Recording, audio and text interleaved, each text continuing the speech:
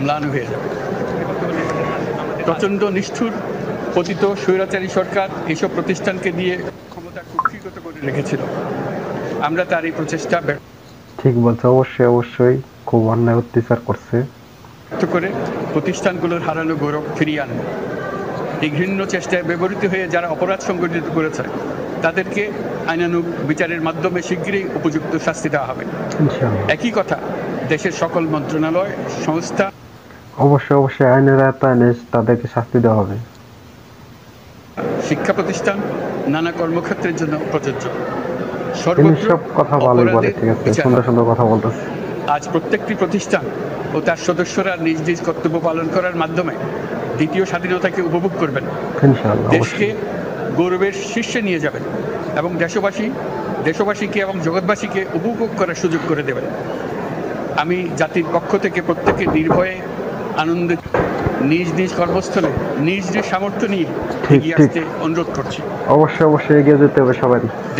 দেশের সকল মানুষকে আজ স্বাধীন, নির্ভয়, নিরুদ্বেগ থাকার জন্য নিশ্চয়তা দেওয়ার জন্য আমাদের ছাত্র শহীদরা প্রাণ দিয়েছেন।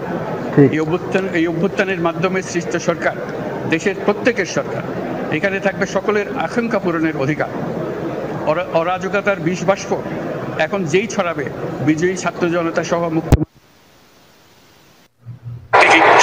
শক্তি তাকে ব্যর্থ করে দেবে। ঠিক ঠিক। নিষ্ঠুর স্বৈরাচারী সরকার দূর হয়ে গেছে। কাল সূর্য উদয়ের সঙ্গে সঙ্গে গণতন্ত্রের, সুবিচারের, মানবাধিকারের, নির্ভয়ে মত প্রকাশের পূর্ণ স্বাধীনতার জন্য সকলের স্বাচ্ছন্দ্যে জীবন ধারণের সুযোগ প্রদানের সচেষ্ট সরকারের ঘনিষ্ঠ সান্নিধ্য। সুন্দর কথা বলতেছে, ঠিক আছে, অবশ্যই আমরা সবাই তাকে সমর্থ করছি, খুব ভালো কথা বলতেছে।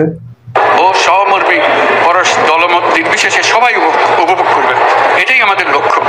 আমাদেরকে এই লক্ষ্য পূরণে সাহায্য করুন। সারা বিশ্ব আজ অবাক হয়ে বলছে সাবাস বাংলাদেশ, সাবাস বাংলাদেশের ছাত্র জনতা। আমরা এই অর্জনটাকে আর অনেক দূর নিয়ে যেতে চাই। আমাদের ছাত্র জনতার জন্য কিছুই অসম্ভব নয়।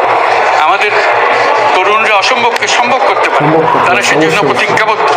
যদি আমরা ঐক্যবদ্ধ থাকি, ধ্বংসাত্মক কর্মকাণ্ড থেকে দূরে থাকি, সবার জন্য মুক্ত পরিবেশ সৃষ্টি করতে পারি, আমাদের বিজয় অবশ্যই হবে। আল্লাহ, মহান আল্লাহ আমাদের সহায়ক।